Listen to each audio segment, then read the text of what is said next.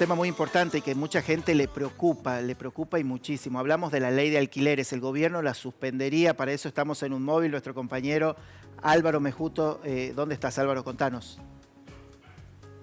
Eso exactamente cómo estás. Bueno, una buena noticia, aparentemente, ya le vamos a preguntar a Romina Gordillo, vicepresidenta de la Cámara de Corredores Inmobiliarios de acá de la provincia, si es una buena noticia o no, tanto para el inquilino como para el propietario. Romina, ¿cómo te va? Buen día. ¿Una buena noticia? Mira, te cuento. Información importante es que la ley sigue vigente, ¿sí? Porque ayer la verdad que generó mucha incertidumbre este hecho de decir el Estado Nacional decidió suspender la ley. Puede ser una decisión, puede ser un anhelo, un deseo, pero hoy en día la ley sigue vigente, por lo tanto los contratos que haya que firmarlos con la ley que está vigente hoy a partir desde el julio de 2020, es la que hoy tenemos. Y por otro lado, sí, ya yendo a tu pregunta, es importante que los políticos se vuelvan a repreguntar qué es lo que sucedió en el mercado, porque hubo una distorsión importante, tanto en los precios, en la oferta, en el bolsillo del inquilino. Entonces, bueno, que puedan rever la ley y poder modificar las cosas que fueron disfuncionales es muy importante. De todas maneras, como te decía hace un ratito, esto es un comienzo, ¿sí?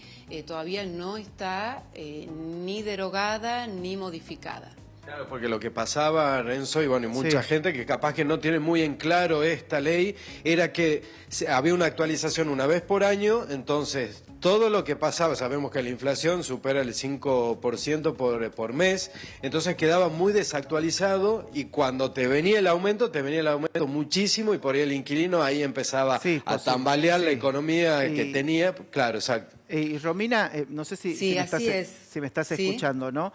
Hay un momento en que, por ejemplo, en estos días la gente iba a firmar un contrato, por ejemplo, de alquiler. Se frenaron muchos, ¿no?, de estas firmas. ¿Sabés algo? ¿Hay noticias de esto?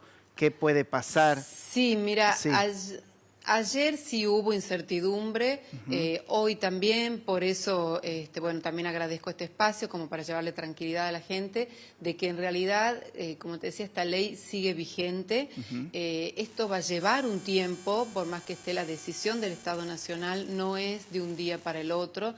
Por lo tanto, no aconsejamos frenar el mercado, ni de parte del inquilino ni de parte del propietario, porque esto va a llevar su tiempo. Si fuese una suspensión a través de un DNU, esto también lleva sus mecanismos legales, y si es a través de Congreso, una derogación de la ley, mucho más tiempo todavía va a llevar. Así que, por lo tanto, en todo lo que va del mes de abril, digamos, lo que viene, esto va a seguir funcionando con la ley que está vigente aún. Álvaro comentaba recién y te decía de esto, ¿no?, de este incremento que se da anual.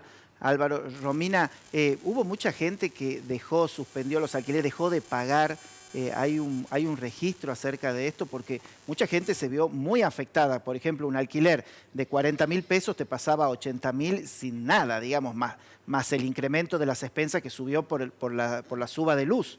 Era como todo un combo explosivo, ¿no?, estos últimos meses. Tal cual, tal cual. La verdad que esta distorsión que generó la ley afectó tanto a los propietarios como a los inquilinos. El propietario, imagínate que tiene que esperar 12 meses para poder tener una actualización de un valor en una Argentina que todos los meses aumenta. Al propietario se le obligaba y se le obliga aún 12 meses tener el mismo valor de algo. Y por el otro lado tenemos el inquilino que, como vos bien decías, llega el momento de ese incremento y que es casi el 100%. Entonces, una persona que tiene su economía acomodada a pagar un alquiler o a pagar expensas también en algunos casos, de pronto prácticamente el doble. Por ejemplo, hoy estamos con una actualización de aproximadamente el 93%. Por lo tanto, el ejemplo que vos dabas recién es tal cual. Entonces, también significó algo negativo para el propietario, para el inquilino, esta ley. Y hablábamos de esto, si esta ley se da de baja, Romina, ¿no? ¿Cuál sería lo aconsejable mediante ustedes, que son corredores inmobiliarios o que están en el mercado, ¿no? ¿cómo equipararía, digamos, para que, como vos decís, ni el propietario sufra, ni el inquilino sufra, digamos, que haya como una balanza, ¿no? Perfecto. Lo importante es que puedan, en un principio, acordar las partes libremente, que no esté prohibida esta actualización. Entonces, lo más aconsejable es que se haga cada 6 meses una actualización, ¿sí? Hoy en día, desde el 2020, tenemos un índice del Banco Central. Este 93% que te comentaba recién no es un índice inventado por el propietario ni por la inmobiliaria, sino un índice que está informado por el Banco Central, que es de público conocimiento.